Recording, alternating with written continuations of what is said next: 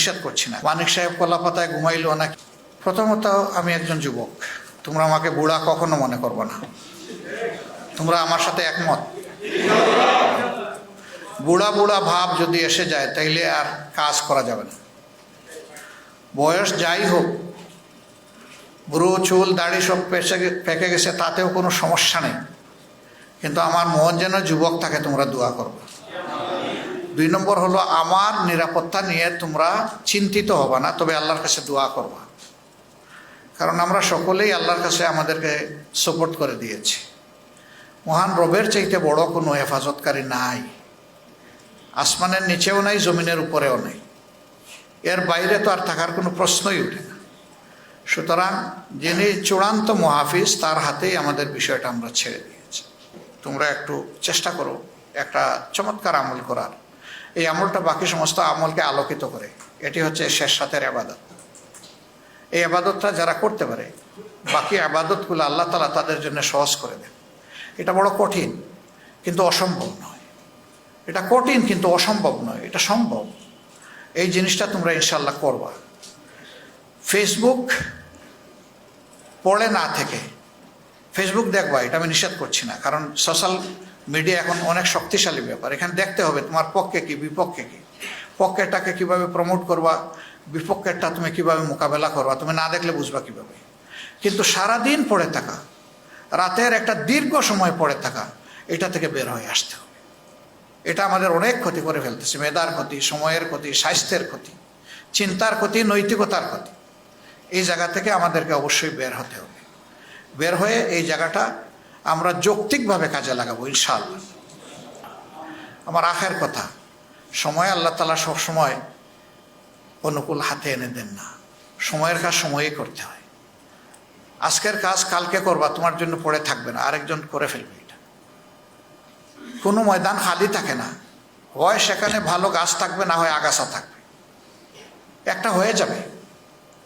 এখন ময়দানটা আল্লাহ তাআলা অনুকূল করে দিয়েছেন। প্রতিষ্ঠান, ক্যাম্পাস এবং ঘর বাড়ি, কোনো জায়গায় এখন আর কোনো ব্যারিয়ার আপাতত নাই। রবের দরবারে দোয়া করে মহান রব যেন এই জিনিসটাকে দীর্ঘস্থায়ী করে। দীর্ঘদিন আমরা বঞ্চিত ছিলাম। ক্যাম্পাসে তোমরা দাওয়াতটা দিতে পারো নি, অনেকে ভালো করে নামাজটাও পড়তে পারেনি। সেই রকম একটা ভীতির সংস্কৃতি সেখানে চালু করে রাখা হয়েছে।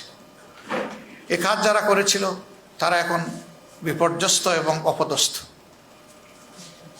আমরা এই সময় কোনো প্রতিশোধ নেব না, কাউকে নিয়ে ঠাট্টা মস্করা করবো না। মানিক সাহেব কলাপাতায় ঘুমাইলো নাকি ভালো জাজিমে ঘুমাইলো, এগুলো আমাদের সাবজেক্ট না। মাঝে মাঝে আমি এগুলো দেখি, তোমাদের পক্ষ থেকে হয়ে যায়, এটা আসলে আল্লাহর দরবারে পছন্দনীয় বলে আমি মনে করি না। কোনো মানুষই বিপদে পড়ছে তাকে নিয়ে টিস করা ঠিক না। পরে আল্লাহর হাতে সাপোর্ট করে দাও, সংশোধনের সুযোগ তাকে সেটা করে দাও, না তাকে চুপ করো। এই যে আমরা ট্রল করি মানুষ মরার পরে এবং এই ধরনের বিপদে পড়ার পরে, এটা ভালো জিনিস না। তুমি আরেকজনকে অপমান করবা, সেটা তোমার দিকে ফিরে আসবে। ইসলামী মহলের ব্যাপারে আমাদের তীব্র আকাঙ্ক্ষা যে আমাদের একটা ঐক্য হওয়া দরকার, কর্মের ঐক্য, চিন্তার ঐক্য।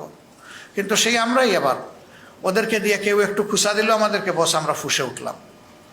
এটা করা যাবে না। তোমরা নিজেরা করো না, আমি এটা বিশ্বাস করি, কিন্তু আমাদের সহকর্মীরাও যাতে না করে সেই দিকে সতর্ক দৃষ্টি রাখতে হবে। আমাদের কিছু ওলামায়ে কেরামও আছেন যারা মাঝে মধ্যে এগুলাতে জড়ায় পড়েন, কিন্তু এটা ফিতরতান কিছু ব্যাপার আছে। মানুষের ফিতরত সহজে পরিবর্তন হয় না। আমরা দফায় দফায় দৃষ্টি আকর্ষণ করার পরেও দেখেছি যে একই ব্যক্তি আবার বারবার একই ধারায় তিনি ভুল করতেছেন। একদিকে আপনি ঐক্যের আকাঙ্ক্ষা পোষণ করবেন, আর একদিকে সামান্য গুনাহাতা আপনি এড়িয়ে যাবেন না, এটা তো হয় না। মুমিন তো সেই যে তার ভাইকে ক্ষমা করে দেয়, রাতে ঘুমাবার আগে বলে আল্লাহ আমি তোমার গুলামকে ক্ষমা করে দিলাম, এর উসিলায় তুমি আমাকে ক্ষমা করে দাও, সেই তো মুমিন। এই জন্যে মুমিনগণ যেন পরস্পরের প্রতি ঝগড়া বিবাদে আর লিপ্ত না হয়, এটার কবর রচনা হয়ে যাওয়া দরকার। এই বিষয়গুলো তোমরা খেয়াল রাখবা ইনশাআল্লাহ। লেখাপড়ায় মনোযোগী হও, এতদিন পরিবেশ ছিল না। এখন যেখানেই প্রতিষ্ঠান চালু হবে সেখানে তোমাদেরকে মনোযোগী হয়ে নিজেদেরকে তৈরি করে নিতে হবে। Quality, quality and quality. এই quality both materialistic and spiritual, এই দুই দিকের কোনোটাই কম্প্রোমাইজ করা যাবে না। দুইটা সমান তাহলে আমাদেরকে অ্যাচিভ করতে হবে। আল্লাহ আমাদেরকে তৌফিক দান করুন। আসসালামু আলাইকুম ওয়া রাহমাতুল্লাহ।